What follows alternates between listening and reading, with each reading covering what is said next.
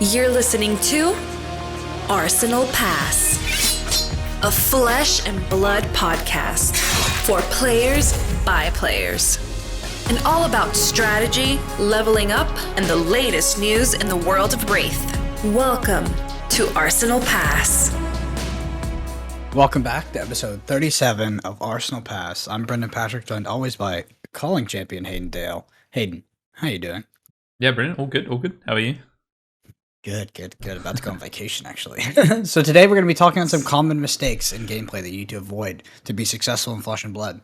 We're going to go into some things that might not be so obvious, some things that are pretty obvious, and then some mistakes that even Hayden and I make to this day. But first off, Hayden, let's talk about your week in Flesh and Blood. Yeah, week in Flesh and Blood's been pretty quiet, actually. Obviously, it's holiday week, so, a few things to get done.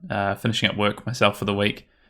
Which has been, it's always a little bit busier, I think, as you prepare to take a couple of weeks off. So getting that all sorted out, a few bits of Christmas shopping, things like that.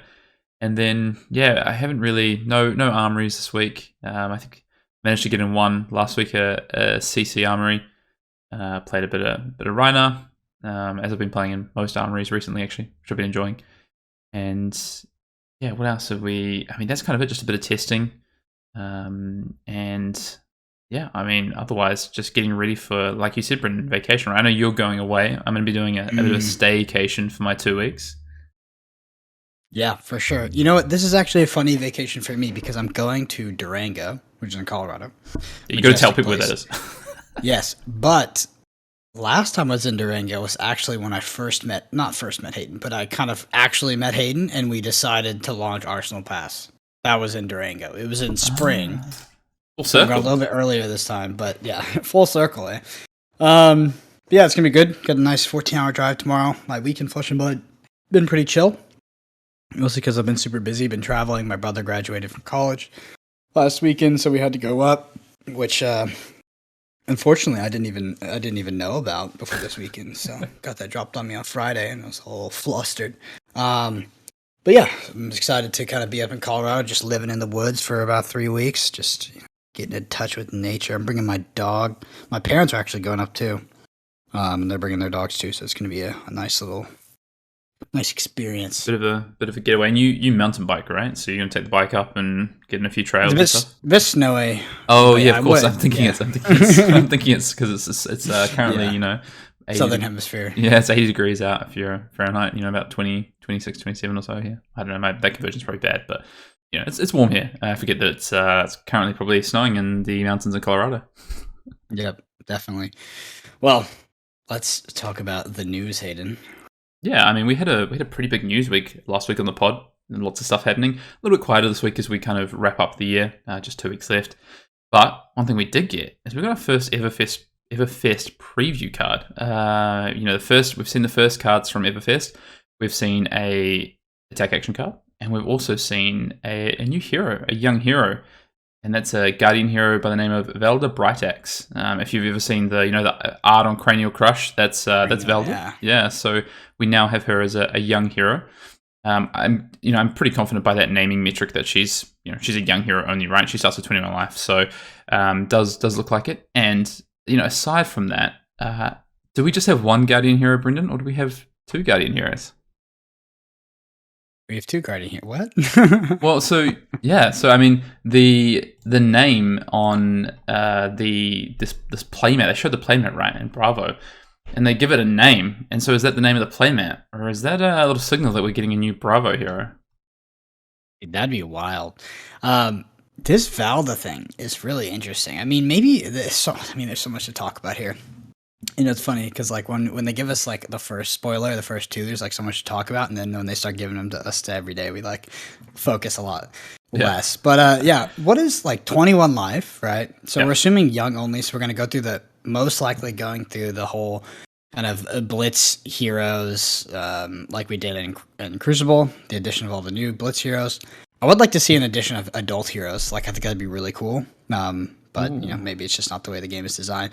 But Valda, really cool. All about not drawing cards, much like Cranial Crush. Do you have the text? I do. Valda so Valda, as you say, it's a 4 intellect hero, 21 starting health. says whenever an opponent draws a card during an action phase, create a Seismic Surge token for each card card drawn this way. So, if they are in their action phase and they play an Art of War, you're going to get 2 Seismic Surges when they banish and draw 2 cards.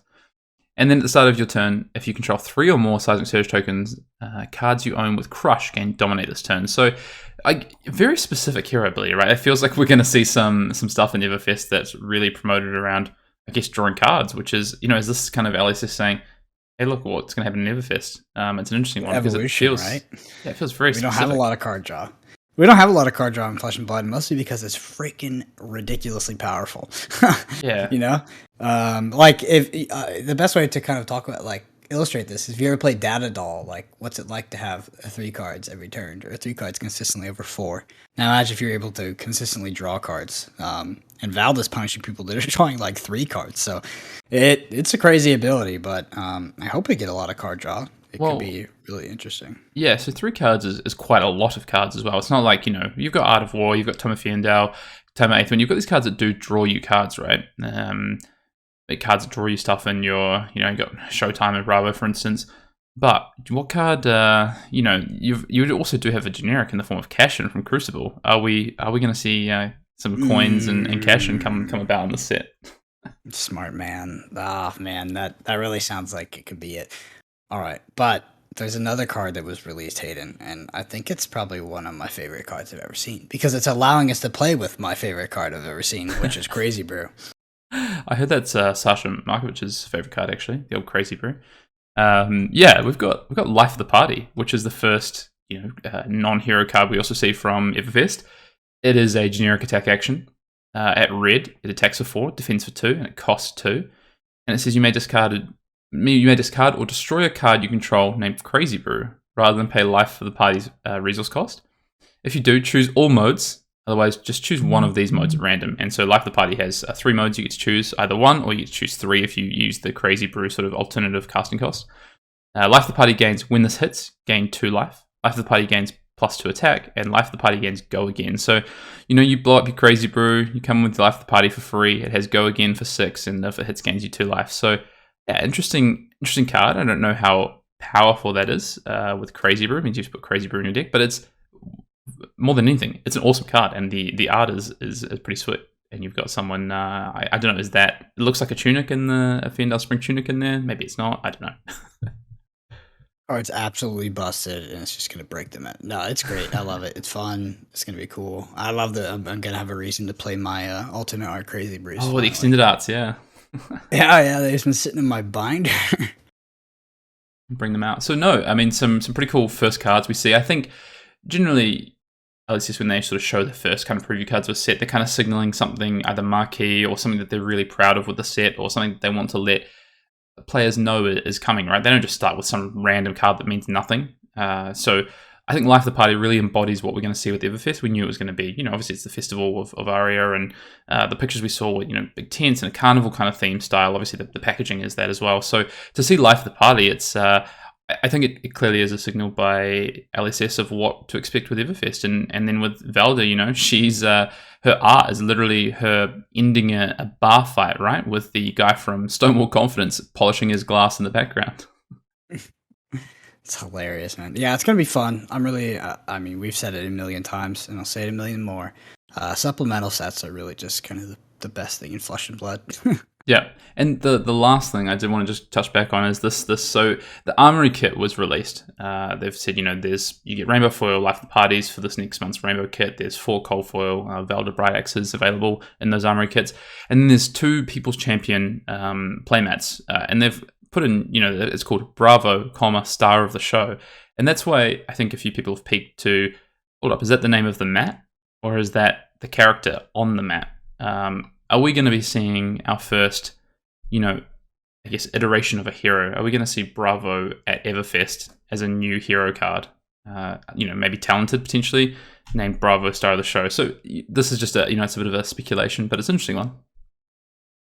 No, honestly, I could see it. That is, now that I think about it, I'm like, dang. And I'm kind of worried too, because we got a Runeblade's Time of the Sun, but it sounds like Guardian's gonna have its time, where we just have a million Guardians printed in a row. It's interesting. So it's I I don't know if it fits with the design philosophy of like the system LSS have described with, like retirement and Living Legend.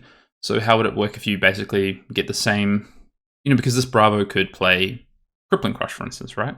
Because it's the same, it's a different hero, but it's a Bravo hero, so it could play Bravo specializations if that was the case. It'd be a really interesting path to go down.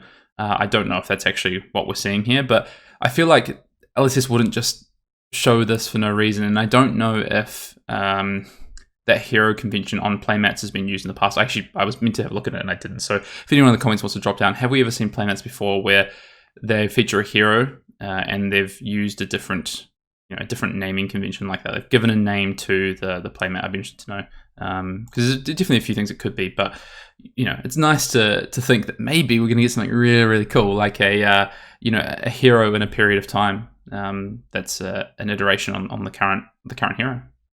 Yeah, so hear me out. I actually think that makes the most sense going forward. It's like, because then you wouldn't have to retire these cards, like the Crippling Crushes and the Spinal Crushes, but you could tweak the hero text to actually change the play pattern of the class or the hero significantly, right? I mean, it's essentially just a new hero, but you get to keep all the specializations. It actually makes a lot of sense, I think, moving forward. Yeah, it's interesting that we might get it this early. I mean, Bravo's not exactly close to Living Legend. But yeah, I mean, it's maybe, we're just getting down a rabbit hole here, but I think it's super interesting. The idea of these heroes, these Welcome to Wraith and Arcane Rising heroes being untalented, right, or non-talent heroes, puts them at like a bit of a disadvantage, right, in terms of some degree. And there's been talk, and I know I've got people in the community who've said this to me as well. They are a step back. They get a bit of less ability to maybe compete because they don't have XYZ. They're the heroes that came with the foundation of the game to teach the game. And once we got into basically Fab 1.0 with Monarch, these heroes maybe they don't stack up as much. But what if these heroes that were in Fab 0.0 or whatever now elevate and come through as these periods of different heroes? They've Bravo Showstopper evolves into Bravo Star the Show, whatever it might be. Anyway, I need to preface this by saying this is completely organic, but I'm going to put on the tinfoil hat in classic fashion. And if you look at the young heroes in Welcome to Wraith, Katsu, the Wanderer. What is his young hero called? Just Katsu. It's called Katsu. So what is the new Bravo called? It's just called Bravo. So this new Bravo is only an adult hero. I mean, it could also be a young hero. They just add a little addendum after his name. But what if it's just an adult hero for Classic Constructed? It's not a young hero. I don't know why they wouldn't add a young hero too, but it's a possibility because if you look at the naming convention, it doesn't convert. Well, yeah, I mean it's the period in their life, right? So Bravo Showstopper is a period in Bravo's life potentially, whereas maybe Bravo Star of the Show is a different time in his life. And young Bravo is young Bravo. That's when he's young. So yeah, it'd be interesting to see. But then I have always questioned this. It's like, okay, you have someone like a Velda Brightaxe who's a young hero. Does she ever become an adult hero? Like, because she has a naming convention. I think there's a possibility, right? Yeah. She has a weird naming convention, right? Maybe they don't adhere too hard to this like naming convention, but I mean that's very un-LSS. They seem to do everything on an equation basis. But I think I don't know. I think I really want to see new adult heroes. I'm looking for a way to find. Yeah, I know. I'm feeding you now. I mean, it could also be a young hero, right? So it could be Bravo Star of the Show. It could be the naming convention can still be used for a young hero. Anyway, that ended up being a lot longer than I thought, but a really interesting conversation. I'm excited to see once we get to Everfest previews at the end of next month what we're going to get. We obviously just kind of on that note, actually. I mean, not obviously, but on that note, we have a preview card which we're going to be sharing with everyone, which we're super excited about. And we're going to get the chance to actually crack a pack. Yeah, which is super cool. So I think we get to do that a couple of days before release. Our card is on like the 28th or 29th of January. We'll make sure we let you know what day that is and what day we're going to put it up and where we're going to put it up. But yeah, I just can't wait to see what's in Everfest. So I want to answer the burning question that I know all of our listeners have right now. So if Arsenal Pass is getting a spoiler and they're getting a pack, who gets to open the pack? Well, actually, they're splitting it in half, straight down the middle, and me and Hayden will both be opening the pack. No, actually, I think it might be going to me, because I responded to Chris's email thinking it was for the Discord, and I didn't see your CC because I was on my phone, and I think I put my address in there. Oh, well, logistics is fine. We'll cut it in half and we'll send it out. Yeah, for sure. All right, so that was great news. You have some bad news for us too? I mean, yeah, it's not good news. The Calling Utrecht has been cancelled, unfortunately. that was an announcement made in this past week. We're recording a little bit earlier this week, so forgive us just to date stamp this, just in case anyone's wondering, because, the end of year, Brendan's going on vacation. We are recording my time. It's Tuesday morning, the 21st. Brendan, it's Monday, the 20th afternoon for you. But this news was shared end of last week or mid last week. And yeah, I mean, the current situation in parts of Europe has led to, unfortunately, the calling being cancelled in Utrecht, which means no first European calling in January and no calling between now and Everfest. So just the two nationals that are currently slated look like they're going to go ahead. So yeah, a bit unfortunate, and we'll just, I guess, have to wait and see what happens with the calling season as we head February, March, April, past Everfest, past the ProQuest season. Yeah. Did want to shout out one last thing, and it's some news that we shared with our patrons this week, and that's we have a bit of a change coming to our Patreon. It's change or additions coming. So we're actually going to be, for our patrons, if you're part of our Patreon, or if you do want to join, we're going to be launching our Discord in January, which is super exciting. It's something that we've wanted to do for a while, but maybe haven't had the resources to do it. So that's coming. And we do also have a few changes. So our Tome Fiendal tier, which is our highest tier of our patron, we're going to be moving to a slightly different format. We usually do live sessions once a month. These have been fantastic. We've had so much engagement with these in terms of people choosing topics, people coming to the live sessions and interacting with us where possible. But logistically, it's really tough to do across multiple time zones, and we do have we have listeners and viewers from all over the world. So we are going to be changing that format slightly moving forward, where me and Brendan are going to do, I guess, more videos on our Patreon as well. Deep dives, analysis. We're gonna, even dive into like decks or dive into specific events, really in depth, and that's kind of what that's going to look like going forward. Again, with the guidance of our patrons to kind of decide what content they want to see. We're still that's not going anywhere. And yeah, we've got a bit more to come just for like the main channel in 2022. We've been listening to what you've been saying to us. You've left some amazing comments, so thank you to everyone who's left us some feedback and left us some comments of what content they want to see from us in 2022, whether that be on the main channel, whether that be with the pod, whether that be with our Patreon. And we have got a bit more to implement, and we're excited to sort of, ramp up once we get back into January, once we get back from, vacation, and we move through the end of this national season. Yep, for sure. Well, I'm going to hit you all with some pre-episode shilling. So the Arsenal Pass YouTube channel is close to 3,000 subscribers, trying to get there before the end of the month. By the time you hear this, it will be pretty close to the end of the month. So if you're not subscribed, go hit that subscribe button. We're so close. Also, if you listen to us on a podcast service such as Apple, if you'd love to leave us a review, it helps us out a million. So thanks so much. And last week's time of the round was T, right? Last week's time of the round was T, yeah. Tebow. The Road to Nationals legend, always the bridesmaid, and no, it's just a little joke because T got a lot of second places, but I'm sure his first place is coming soon. Anyway, a good conversation and a great guy. So check it out. And this week's time around, Hayden, who is it? Yeah, we've got Hamish from the UK Push the Point podcast who joins us. We talk about all sorts of random stuff. So we talk a bit about Flesh and Blood, but we also talk about, Brendan's favorite Christmas movies. So stay tuned for that one. Yeah, what if anybody could guess that answer before they get there? All right. And finally, a big shout out to all of the Arsenal Pass patrons. There's over 300 of you now. And yeah, the support has been amazing. Like I said, I'm going back to Durango, the place where we started Arsenal Pass. So it's kind of funny to look at the growth of the channel this past year in retrospect. It's been incredible.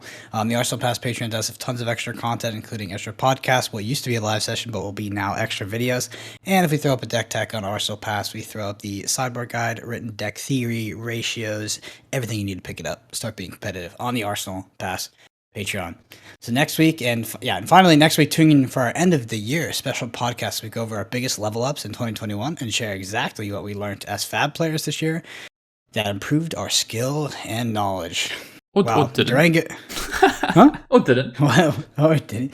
Well, anyway, Hayden, Durango's going to be pretty cold. I've got my snow jackets on. I got my new mittens and stuff. But speaking of what's not cold, you smell that? There's a little something burning on the grill, Hayden. You better check it out. Yeah, it's barbecue season over here, I'll tell you what, right here in the Southern Hemisphere. And again, the Command and Cookout section, if you do want to get your questions in, you can send them through to arsenalpassfab@gmail.com. You can tweet at us. We'll drop our Twitter handles at the end of the show. You can drop it in the YouTube comments if you're watching or you do ever watch on YouTube, or just any other way, really, that you want to get your question to us.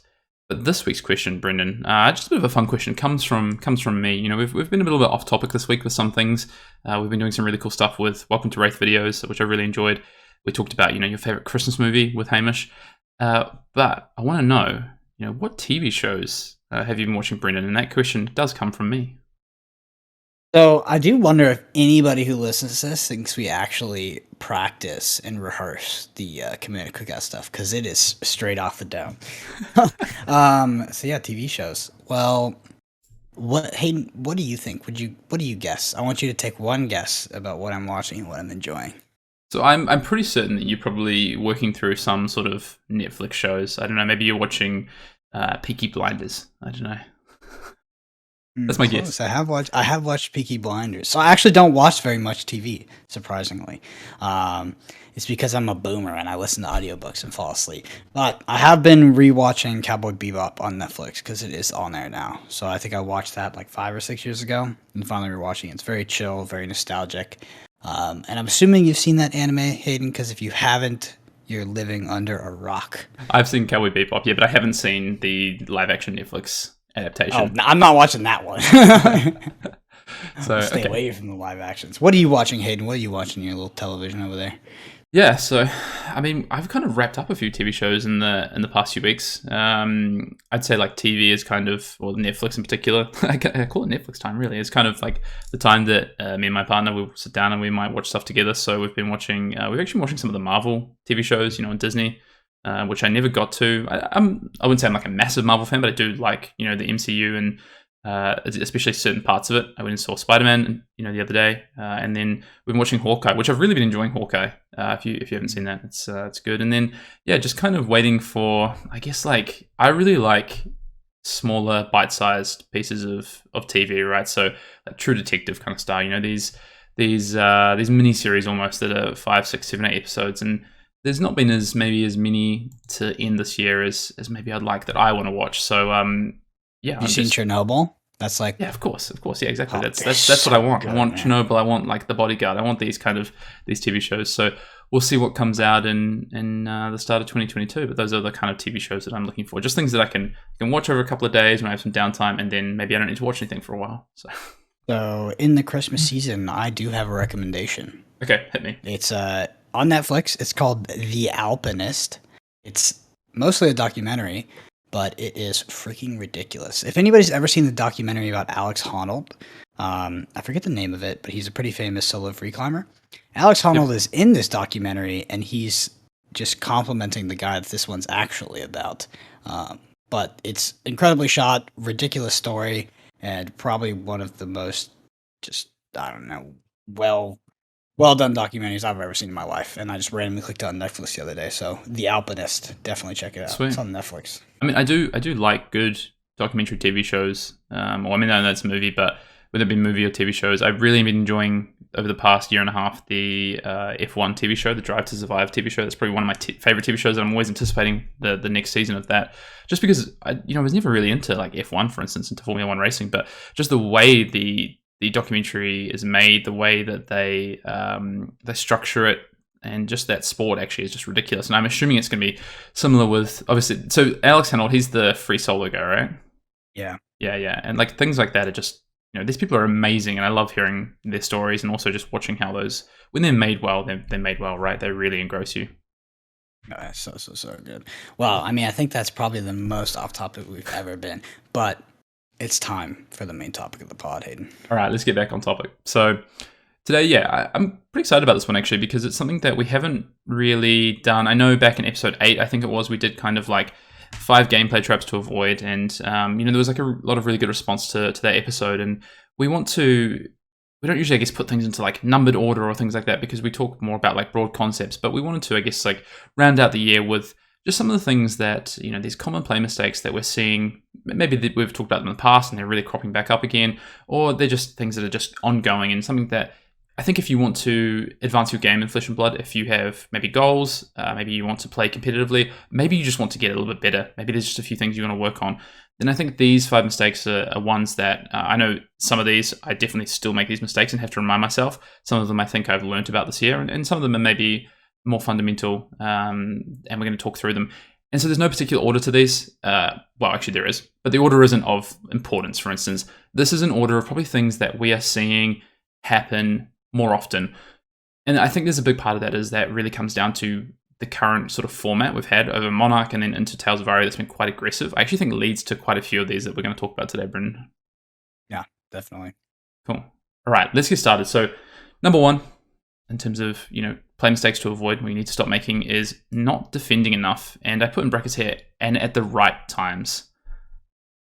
This is an interesting one. So for sure. I mean, like, I've been asked this question like a million times. I think mostly by people that don't play Flesh and Blood. They're like, their kind of takeaway from their first 2 games of Flesh and Blood is like, why would I ever defend? Why wouldn't I just attack?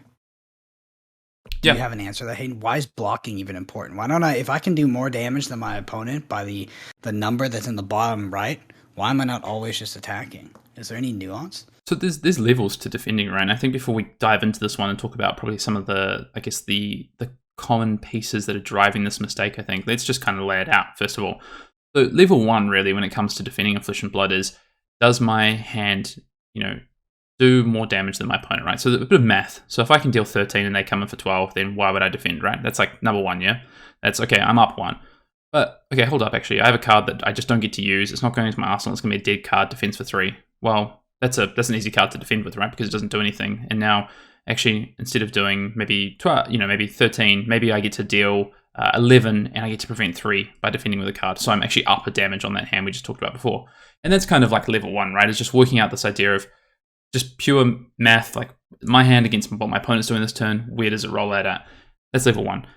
And then what you're sort of, I guess, alluding to is probably level 2, which starts to become the importance of defending a card. So, and probably when you get into the early ideas of the importance of defending a card, it becomes about on-hit effects, right? Like that's kind of the first one that you're probably introduced to in Flesh and Blood is, okay, my opponent's coming in with a Command and Conquer, I have a card in Arsenal, while these cards would help me have better output. If I lose my Arsenal card, I'm going to be down on that math equation, right? And my opponent's going to take a card from me, effectively, and I'm going to take 6 life plus lose a card. So defending with these 2 cards from hand, cost me 2 cards, but I save 6 life, effectively, right? I get to keep that card in Arsenal. And that's common, right? It could be same thing with a snatch as well. Or if they snatch at the end of this combat chain, then they get an Arsenal card and they're up on a card. So you start thinking about less about just the pure damage. Now you're thinking about card advantage, right? You're thinking about who's losing and gaining a card in this scenario, and that's kind of the next level that you get to.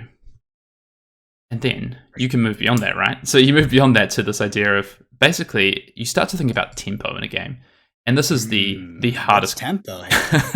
The hardest concept to understand is definitely tempo. So tempo is fundamental to the way Flesh and Blood is played, but it's also a concept that's really hard to understand. And I think before we kind of dive into the idea of defending and how we're seeing mistakes happen, I think we need to talk a little bit about tempo, because we talked about these levels of defending where you get to, and I think most players that probably listen to the podcast are probably somewhere in that level 2 area, right? They're very good at defending mathematically the best hand or the best way. They're good at recognizing on-hit effects, but then the next piece is probably about like tempo, gaining and losing tempo. So tempo is momentum, essentially, right? It's usually offensive in nature. It's when a player is on the front foot, they're doing the attacking, probably, and they're usually trading in cards or pushing damage and getting on-hit effects. So some combination of those. It doesn't have to be all of those, but they're probably playing out their hands aggressively. They're trading in, for damage over top of the card. So maybe their hand comes in for 14 and the average hand, defends or attacks for 12. So they're getting 2 damage in, they're keeping the tempo, so to speak. Or they keep presenting these on-hit effects. A classic one is like Dorinthia. Dorinthia is a really good example of tempo in Flesh and Blood. So Dorinthia is consistently attacking. Maybe they've got a counter on their Dawnblade, and now they're trying to keep the tempo, right? They're trying to keep that counter on Dawnblade by continually using their hand, either, their whole hand, so 4 to 5 cards, or maybe 3 cards because they defend with 1 card, but they're still keeping offensive and they're still trying to keep that tempo in mind and keep that counter up, or maybe even gain a second counter and build that tempo and momentum up even more. So that is what, at its essence, like a real core, is what tempo is, and it doesn't, as I say, it doesn't have to be all of those things, on-hit effects, damage, trading cards, but it is going to be some combination of it, and it's probably the thing we're talking about when we talk about defending and mistakes. The one that we're seeing quite a bit of, or I know even I still make this mistake sometimes, is not understanding the tempo side of defending. So am I defending for the right reasons is kind of where we get to when we talk about mistakes. We think people are doing a pretty good job of the math side of it, trading hands. We think people are pretty good at defending on-hit effects. But when it gets to the side of like when to defend for tempo reasons, either to prevent your opponent from having tempo or to to defend and then take some tempo on your side. That's probably where it becomes a bit more difficult, right? Yep, for sure. I mean, like, in my opinion, a nuanced scenario of this is like you're playing against Katsu, right? Normal attacks, normal kind of combat chains, and then boom, he draws a natty surging strike into a whelming gust wave. And then, you want to be able to keep your cards, maybe do a little bit of damage, maybe keep an arsenal as well. And then you see the natty whelming, and you're like, okay, well, the chances of him having, this kind of exact natural hand, right, where he draws the surging into the whelming, it's not super likely. So maybe this turn is kind of a turn where I take a seat back, I defend out, I just make sure I'm not going to get hit for like 50 or something crazy if I block this incorrectly. So I think if you look back at Welcome to Wraith, that was also a scenario of tempo where you would decide to, maybe this turn I'll block out, right? Because it's not super likely that they're going to every single turn kind of do a surging strike into a whelming gust wave. So I take the L on that turn, block it out, and then try to get to a more reasonable turn cycle on the following turn. Yeah. And to be honest, we could do a whole podcast series on tempo and Flesh and Blood. It's a concept that I think is, again, really hard to understand. I don't even feel like personally I understand it, that proficiently in Flesh and Blood, because it's so hard to know at any given point in the game where the tempo is maybe shifting. And I think the best players are those that are really good at that, but it takes so much time and you don't always get it right is the other thing. But if we talk about defending specifically with tempo, which is what we're doing, that's a great example, right? Is this idea of, I could be trying to shift the tempo this turn, but if I don't defend out, maybe my opponent gets to, extend their tempo gain, and then maybe I come back in with my Rhinar deck for 14 damage, but my opponent can just take it because actually they've already gained such a lead with having this tempo, or they've kept momentum. They've still got two counters on their Dawnblade. Okay, well now they just use their life as a resource and take the 14 damage and then keep the tempo. And we could honestly talk about that sort of aspect of using your life as a resource to keep tempo for so long. But if I talk about just defending, I think that example of what could my opponent do next is such a good way to think about it. So the Whelming Gust Wave example. Okay, well if I don't block this Whelming Gust Wave, I'm effectively giving my opponent a card. What is the extra happening? So you move away from this pure Surging Strike into Whelming Gust Wave into a Scar for a Scar is 13 damage. You move away from that to go, okay, well, if they draw this extra card, what could it be?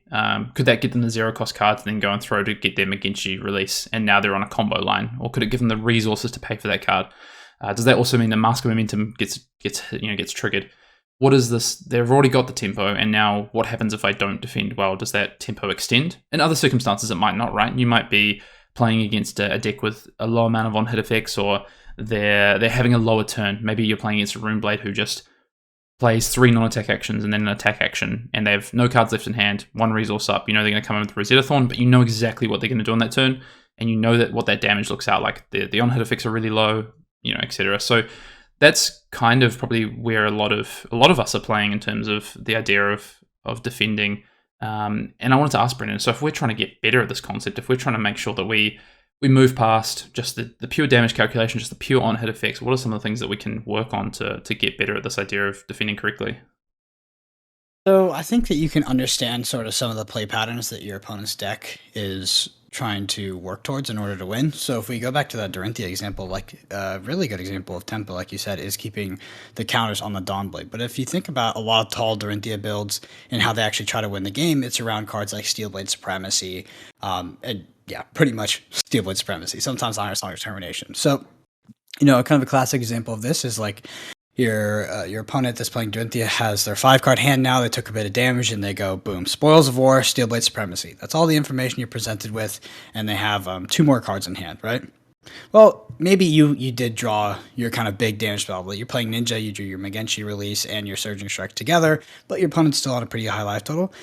Maybe this turn you're actually kind of defending out because you're like, okay, the Steelblade Supremacy, they only have 3 of them in their deck, and this is the card pattern that they're looking for to really swing the tempo of the game and to really take away with the lead. So it's like, okay, this turn I'm going to defend, and the following turns, like this is the 1 card combo that I really need to look out for. So even if I have sort of planned around taking attacking the next turn or whatever it is, you're like, okay, I'll ditch that plan for now. I'll defend them out and take this resource out of my opponent's deck by blocking out their Steelblade Supremacy turn. Yeah, it's a perfect example. It's a rule of thumb, right? One of the others people might do in that situation is, well, I'm going to block out any Warrior's Valor turn because that's going to help them create tempo and get go again. And then as soon as they just come up with a Naked Dawnblade, that's my turn to basically try and swing some tempo. Yeah, exactly. So a great example of the transitioning that defensive into the offensive side of tempo. And I think for me personally, one of the main things I think that we can do as players to try and get better at this concept of defending at the right times especially is try and analyze the game state. When you're playing a game of Flesh and Blood and you know what you're doing, so you know what your plan is, you know where you're kind of going, the next thing you need to do is like understand what's happening in the current state of the game. So, okay, my opponent has the tempo, and if I throw my whole hand here to defend, what does that gain me? Like, does that just keep status quo? Does that potentially take tempo away from them because they lose all their Dawnblade cannons, for instance? Or does it leave me in a position to actually get blown out by something like a Singing Steelblade? And it's always about just analyzing where you are in the game and working out, okay, what do I need to do next? Where is my next step in this game? And it's about, I actually think the most important thing is thinking about, rather than just focusing on the turn cycle, is thinking about a turn ahead, a phase ahead as much as possible where you can, where it makes sense. And this is not always possible in games because, you're in the first cycle of the deck, you don't know what's coming, you're playing. Sometimes it is correct to play hand to hand, but more often than not, it's correct to start thinking about, okay, what happens next? What is the card I need to get into my arsenal to defend out on a turn, then the next turn swing tempo? There's all these ideas, and it's not simple, but I think that it's one of the main things that we can do as players is just take a step back in certain game states and just analyze the game state. Great to do in testing as well, or at local events when you have a turn that feels like it's really important because, maybe your opponent's going to keep this tempo or they're going to lose it here. The perfect time to just take a step back and analyze it, and maybe even something that you can talk about with your friends or with your opponent after the game is like go back to that turn and have a chat about it. Mm-hmm. For sure. Cool. Let's move on. Number 2 is, and my this is favorite one. this is my favorite one actually. Is blaming variance or luck or claiming to be unlucky and getting high rolled. This is this is an interesting one because I definitely claim to be high rolled sometimes, and I know you do too, Brendan, from time to time. But sometimes you do just get done in, right? Sometimes, and this happens probably I'd say more so in blitz games. Your opponent just intimidates your whole hand on turn 1 and comes in for 15 damage with that Goliath Gauntlet and the Alpha Rampage and whatnot, or they double Blood Rush Belly you, or Wizard just has Stir Forked, blazing on turn 2, whatever it is. I think that happens a bit in blitz, but more often than not, the fact of Flesh and Blood is that no game is played perfectly. I've seen very, very few perfect games of Flesh and Blood, and I've played a lot of games of Flesh and Blood. There's so many decision points in a game of Fab that inevitably, somewhere along the way, you could have done something different, or your opponent could have done something different. It could be as small as the card you pitched. It could be as big as, the line you took, choosing not to defend with your whole hand and then coming back with your whole hand. There's so many things in a game, the one card you blocked with as a defender with as opposed to the other card. There's so many things in a game of Flesh and Blood, these decision points that almost no game is going to be perfect. And you can look back at a game of Flesh and Blood and pinpoint things that went wrong, or actually if I had done this, if I had played this line slightly differently, if I kept my Sink Below an Arsenal instead of playing it on that turn, I probably could have been able to prevent the reprise effect from Dorinthia next turn. There's so many things like this that happens in a game of Flesh and Blood, and I think the worst thing that we can do as players is turn around and go, oh, I got so unlucky there, or oh yeah, if my opponent hadn't drawn that. But I mean, there was always a chance they were going to draw that card. Did you think about the chance they were going to draw that card, or did it just happen and you go, oh, I'm so unlucky? Because I think if we do that as players, right, Brendan, I think we've definitely learned from this is that what do you learn from the game? What do you just walk away, right? And what have you actually learned from, whether it's a win or a loss, to be honest? Yeah, so every loss or failure is an opportunity to learn, and I mean, I think this is definitely the worst habit that anybody picks up when they come to the game. It's not that every game is, void of variance, right? Like there is variance in the game, and sometimes you will lose to, forces outside of your control. But I will tell you that 99% of the time you think it is like that, it's not. It's very, very few times in this game, and even if it is, you can take that time to kind of reflect and figure out what you could have done better. Maybe what you could have done better is just you could have reacted better, right? It is 100% of the time the incorrect reaction to be angry about variance or being high rolled, because that is literally part of the game we play. Like if we didn't want that, we would play chess. But yeah, I think this is something a lot of people can improve upon. I think every player goes on the journey of improving upon this, right? Like Definitely. almost none of us start from not complaining about this, but the more you're open to learning from your losses or your mistakes, or even losses that you thought weren't mistakes, I think the faster you'll improve as a player. Yeah, well, at least personally for me, it was really a mindset shift of, okay, when I play games, I'm going to focus on my play. So yeah, maybe my opponent does hit slightly above average draws. They draw Blood Rush Bellow into Blood Rush Bellow. They rip natural 3, barraging beatdown on the final turn that they need. There's all these things, but that's out of my control. What is in my control and what I can definitely take away and learn from is, what are the decision points in the game that maybe I could have improved on, or what led to the situation? So actually, if I roll it back, the reason that my opponent had the opportunity to rip 3 barraging beatdown off the top of the deck and intimidate the rest of my hand is it's because I didn't put that defense reaction into Arsenal earlier that I could have utilized on this final turn, or I attacked a bit inefficiently because I let the tempo slip away 2 turns ago, and now my opponent, instead of being on 1 and having to defend with one of those barraging beatdowns from hand, they're actually on 4 and they take 3 down to 1, for instance. So there's all these decision points, and you can roll it. That's an example of rolling it back like a turn or 2 before the game ends. But I was playing a draft the other day, and on turn 1, I had like quite a tough decision to make about which card I was going to play, whether I was going to try and set up for a future turn, or whether I was going to try and push damage. And I decided to push damage, and then I just thought about that turn for the whole game. And then at the end of the game, with my opponent, we just talked about the play. Like, was it better to push damage there, or was it better to set up for a future turn because of the cards in my deck, because of what my opponent was likely to do? There were so many factors about it, and that's kind of the tough thing when you make decisions in this game, is you have limited information at the time, but as you go through the game, more information becomes available, and that's, I do want to say that's a bit of a, sometimes you can fall into some traps of like, oh, I should have done this, and this in hindsight, because you have the information available to you. But in the moment, you've got to make the best decision you can. But what you can learn from is, okay, with the information I had at that time, could I have made a different play, or could something have maybe gone a bit different for me if I had decided to do something slightly different? For sure. I was actually playing a high stakes Welcome to Wraith constructed game, and I was playing Ninja Control, a deck that aims to take very little damage, and my opponent who was playing Reinhardt just turn 1, intimidated my whole hand, hit me for like 14 damage. And then, I could have been tilted, but then I decided to play out of my mind and just mentally dismantle my opponent throughout the game. Ended up, well, you'll see. You'll see what happens. Brilliant. Thanks, Brennan. So, yeah, good example, though. I mean, that's like, tilt is one thing, right? And having something happen early in the game that's really high variance and going on tilt, that's one thing completely. And that's something that I think all players, need to work on. But what I'm more interested in is like this idea of, game finishes up. Oh, I got so unlucky on that turn. And that's the thing that you focus on.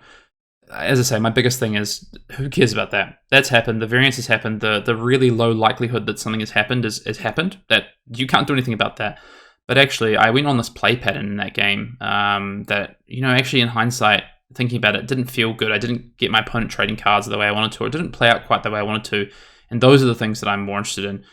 Was the actual strategy I had in that game, in that matchup, good? Or was the way that I sequenced my plays in that game good? Did I utilize my arsenal in the right way? Did I, actually that game went way longer than I thought it was. Did I pitch the right cards early on? There's so many things that I can think about that aren't, yeah, my opponent ripped this, or I bricked and drew 2 quad red hands in a row.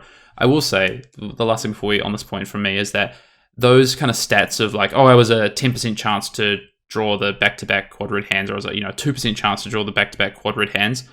Those are kind of, to a degree, pointless if you're just going to state those and say I got super unlucky. But where they are actually really important is understanding deck construction. So, okay, actually, hold up. I drew multiple back-to-back hands of red cards, and my deck really needs resources. Do I have enough resources in my deck? Or do I have enough, blue cards? Do I have enough yellows? Do I have the right mix of cards in my deck? And over larger sample sizes, and actually just using just pure like math of probability of drawing these cards in your hands, you can work out, okay, actually, is my deck built correctly? And if it starts to, you can play a bit by feel. If you're playing games and you draw lots of quad red hands, and they really, really impact your game, you're actually like, you're losing massive percentages on those games, then yeah, that's when you can say, okay, actually maybe there's something I need to do here. But if it's one, the game is a sample size, or there's 2 game sample size, it's really hard to read into. I think you can only really use just some pure math on that one. Sure. Good to keep in mind, though. All right, Brendan, I'm going to let you talk about this one because it's something that I know you've spoken about on past pods before. We've talked about it before. You're really big on this one, and that's managing life thresholds. So what does that mean? Yeah, so I think a lot of people. I mean, the main reason I'm up on this one, as you say, is because I think it's the one that's least talked about, and just like the mistake that I mean, honestly, I see pro players make this mistake consistently. It's so bizarre. But managing life thresholds, right? So let's explain this through some examples, right? So breakpoints in games. Here's some examples. So if you're at 11 life versus Kano, if you're in nowhere in 3, you die to Stir Fork to Metacarpus Node. There's nothing you can do about it. So not going down to 11 is probably pretty good. Once you go down to 11, the game is no longer in your hands, right? Your choices are extremely limited. Going down to 1 against Kadachis. Lower life totals against heroes that can dominate you, like Bravo. So you have no choice to. So like they can, they'll come over whether it's for 5 or for 8, whatever it is. There's going to be no interaction. Going down to 1 against heroes that have like pinging arcane damage, so something like a rune blade. Now you no longer have a choice whether you want to commit an entire card to 1 arcane damage. Not ideal. Going down to 2 against Rosetta Thorn, same thing. It's essentially the same thing as being a 1. If you know they're going to be able to swing it at you, there's nothing you can do, and you're dead. Yeah. Yeah, so I think the way to sum this up is the concept is effectively about avoiding a life total where your choice as a player your choices as a player are either eliminated or drastically reduced. Yeah, and I wanted to say, because I really do like this topic, and I like that we actually talk about it quite a bit in our games we play. It's usually, if we're trying to work out a matchup in any given like constructive format, breakpoints is actually something that we talk about, right, Brennan? Like maybe we're working, even like in the chain season, right? We spent a lot of time working out breakpoints on Husk and given matchups and where we wanted to go to before we felt comfortable to defend with a Husk, or where we get the best value before, for instance, that Husk is now at a breakpoint on my life where I'm going to lose it. And these breakpoints, so you talk about like you go down to 1 against Kadachis or you go down to 2 against Rosetta Thorn. It's not just that specific last turn, and this is kind of the next step that players can take. So the first step you can take is, okay, first of all, let's keep in mind these breakpoints and what happens if I get that low. But actually, how am I playing the game to these breakpoints? So against, let's say, Ninja, for instance, as soon as I start getting below like 5, 6 life, if I have a big mountain to climb in terms of what my opponent's doing, I'm already in the danger zone, right? Because they're now pinging through one at a time. They get to play a play pattern that maybe is slightly different.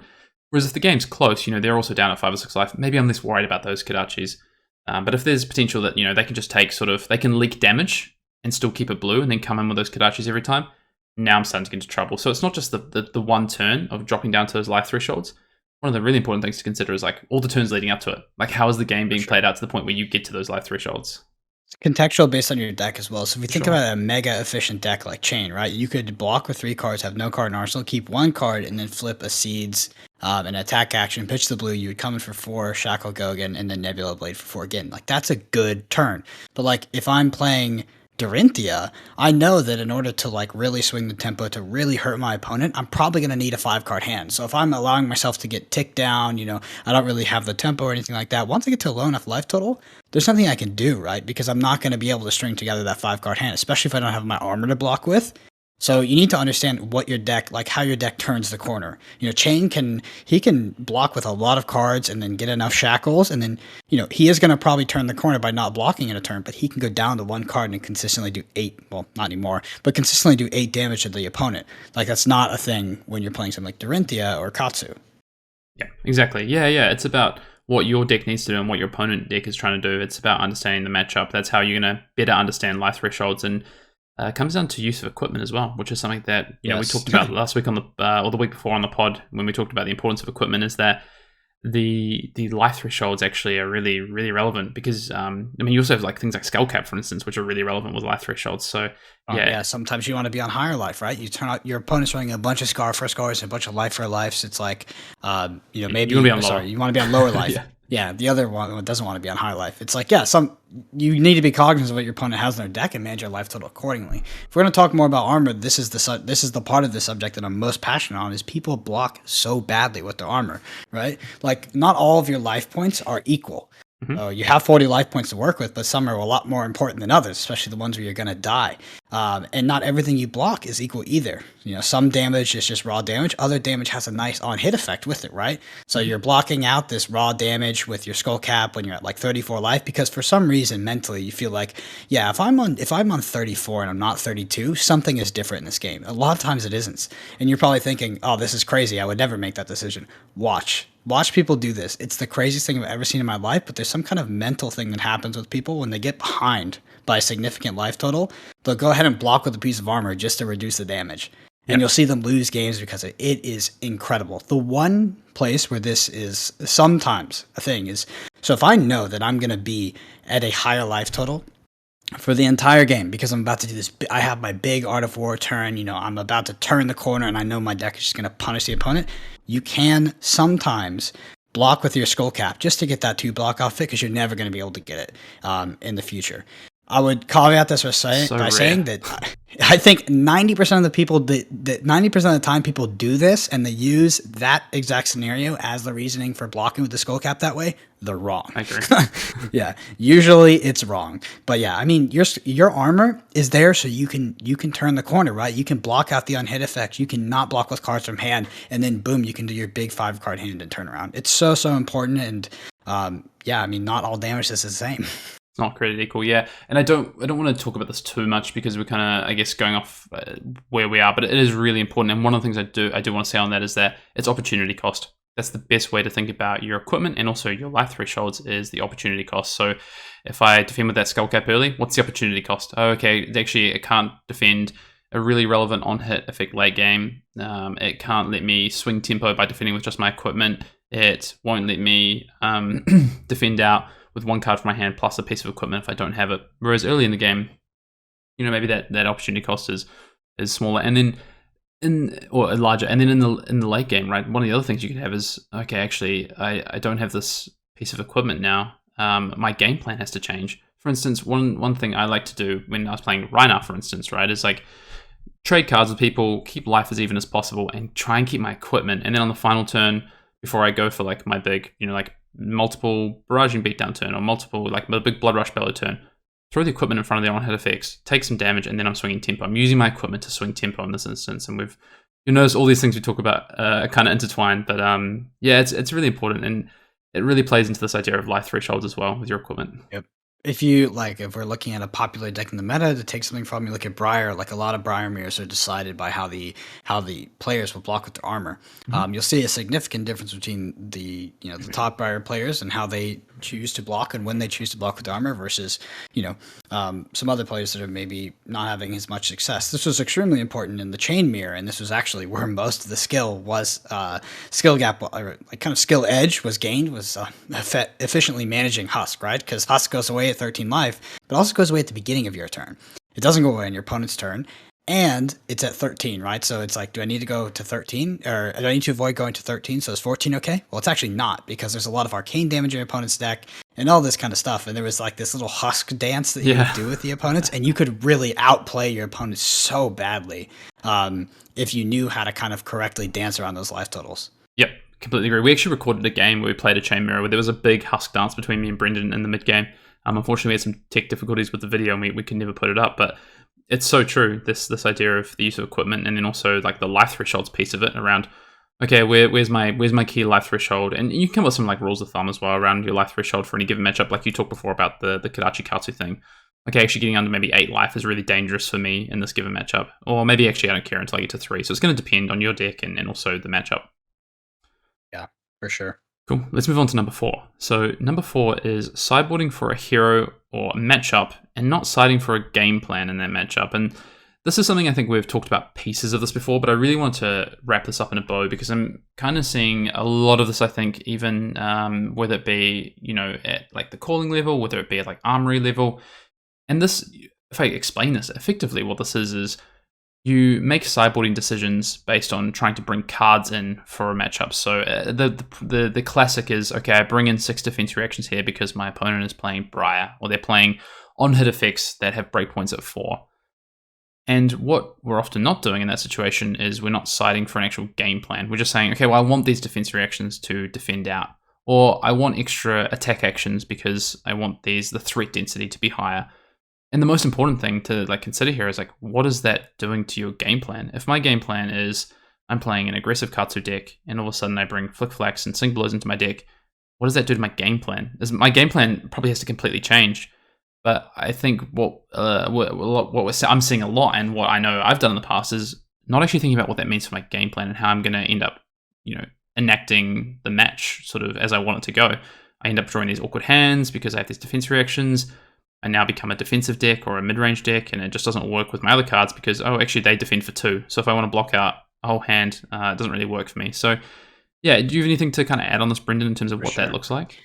Yeah, my favorite example of this is actually in the current meta is Viserai, and a lot of nuance of Viserai comes in with knowing how to sideboard and knowing how that changes your game plan because it drastically affects it. So you see a lot of Viserai players, they'll be like, okay, I'm playing against Briar, I'm playing against this on-hit effect deck. 9D reacts.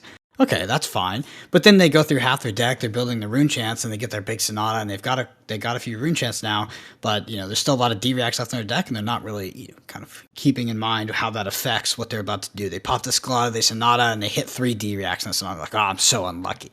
And like, no, that's the dance, right? Like that's the debt you're paying for your D-reacts. And like it changes the game plan significantly because now maybe you have to wait a lot longer. Even if you have enough rune chance, like you have a lot of rune chance to really swing it in your favor, you might have to wait till you see more D-reacts just because your Sonata is going to blow, right? Because the cost of each defense reaction in that Sonata is just massive.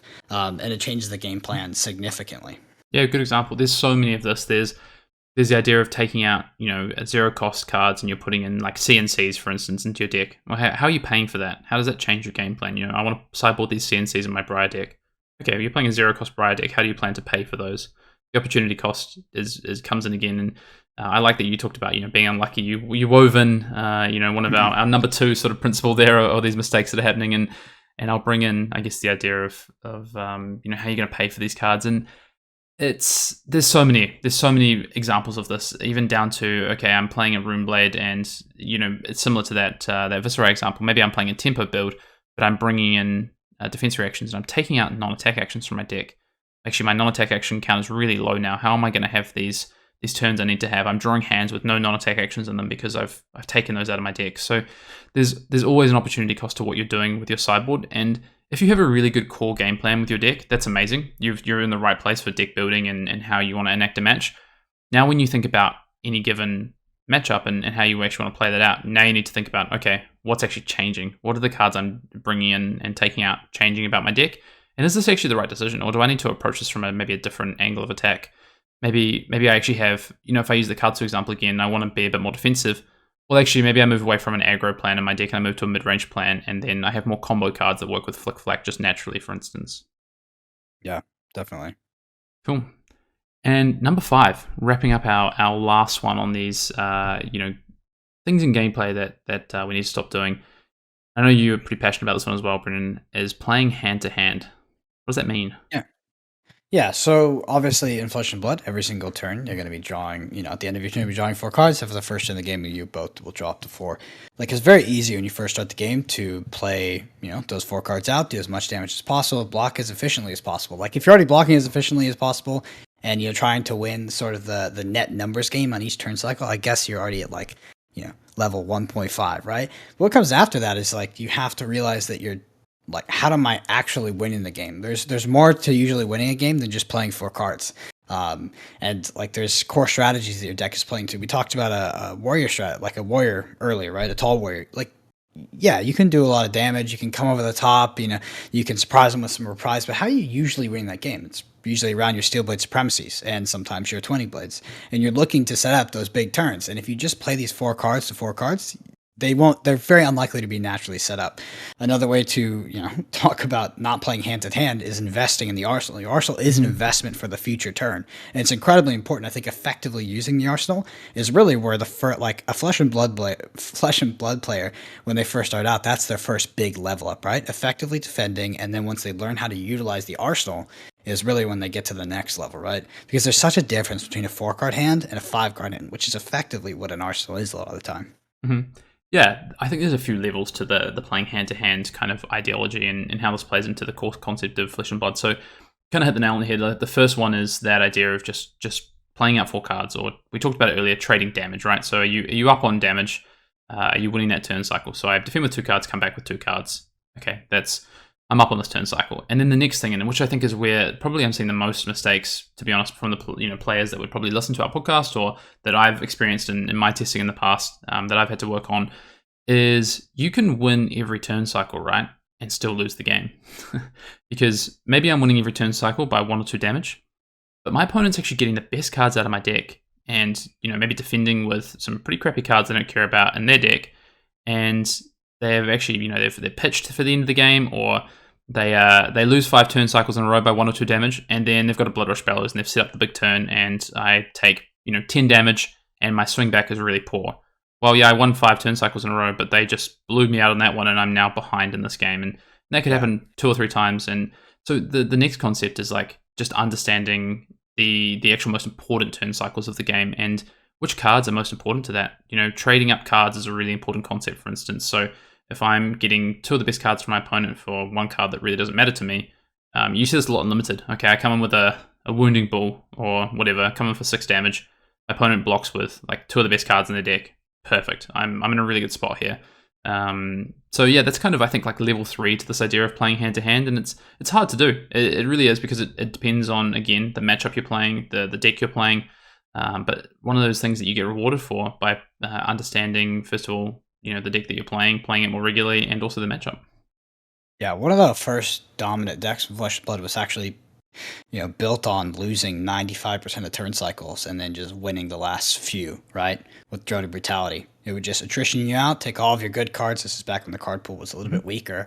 And then it would just have Drone of Brutality when you just had a bunch of blues. So exactly. Yeah. And so we probably see that a little bit less now, but the concept and the idea of winning a turn cycle versus winning, key moments in the matchup is still really, really important. Especially actually, I think even, to be honest, more so in a format that's so fast. Maybe you're okay to lose 2 or 3 turn cycles, but then where's your big punch? Where's that Steelblade Supremacy, Iron Sword Determination turn or whatever? Like those are the turns that are going to matter, and then you start getting into the idea of setups and 5-card hands and stuff. But yeah, playing hand to hand has levels to it, and I think one of the best things you can do, first of all, as maybe a player teaching players to play the game, is help them with that kind of idea of winning the turn cycle. And then the next piece, and where a lot of us are probably at still, is this idea of getting the best efficiency out of a game, as opposed to best efficiency out of maybe it's even 4 or 5 turn cycles in a row. It's playing it more holistically. Yep, for sure. Like you said, like the final evolution to that is you every kind of hand you're thinking, how am I actually winning this game? And I think that's kind of like a core way to approach Flesh and Blood. Once you get to that point, it's just everything. It's just, how does this contribute to me actually winning the game? Which sounds so simple, but it's actually so complicated, and most people don't think that way. Yeah, it's really hard. I think we've become a bit of a meme in the past for saying, pitch to win the game. That was a classic Arsenal passism, but I'll extend that even further. Just play to win the game. Understand whether you need to be winning turn cycles. Maybe your role isn't to win turn cycles, for instance. It's actually to not play hand to hand, or it's to play like blocks of 5-card hands. So it's going to be different every time, and that's one of them. Honestly, game plays simple but does hard, and that's one of the cool things about Flesh and Blood. I love that's an Arsenal passism. It's so funny because like the concept of like play to win the game. Like I think a lot of people hear them like, who plays to lose the game? Yeah. I've been to multiple professional level events, like limited events, where we were playing sealed. My opponent was playing 45 cards and then decided to take 8 damage from me for no reason to try to swing back. That makes no freaking sense unless you're about to hit me for like 25, right? Makes no sense. Like their whole entire deck has diluted its it's efficiency and it's attacking potential just so that they can fatigue me out, and yet they have this bad deck that's built to fatigue, and then they decide to take half their life total to come back for like a similar amount. It's crazy. Like you think like, oh, everybody plays to win the game. Yes, but not everybody thinks about how to win the game while they're playing. Yeah, not everyone is able to play to win the game on every single decision they make in a game, and that's effectively what it comes down to. The level up, I guess, is play to win the game at every moment of the game, and that's difficult. It's hard to do. Definitely. Anyway, Brendan, on that note, that wraps up our 5 mistakes that we think players can improve on or need to stop making in order to really take these level ups and take these next steps in the game. And as we say, some of these are ones that we're experiencing firsthand, maybe in our own testing that we're still seeing, things that we're seeing other players make, whether it be it like armories, callings, etc. And we listed these kind of in probably the order that we're seeing them a lot, especially, and I think it's just so prevalent in this meta. Some of these ones we talked about early on with this idea of not defending enough or at the right times, blaming variance or luck. I feel like that's cropped up more for me recently, and I think the reason for that one is because there's just a bit more variance in the game than we used to have in Welcome to Wraith, and that's fine, but it's about managing variance and understanding it. So yeah, I enjoyed this one. For sure. And no Arsenal Pass episode would end without a proper amount of shilling, which I guess is Do my it. only job these days. So I just want to shout out the YouTube channel again. Arsenal Pass is available on YouTube, but it's a lot more than just this podcast. It's gameplay, it's deck text, it's everything you need to be the best Flesh and Blood player you can. We are so close to 3,000 subscribers, so shoot us a subscription if you haven't yet.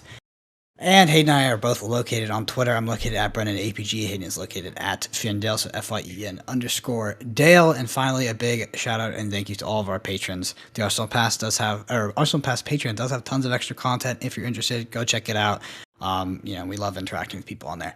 But anyway, that's going to be it. Shoot us what you think should have, what mistakes you think people are making that you thought should have made the list that didn't. And I guess until next time, we'll see you in the next episode. See you later.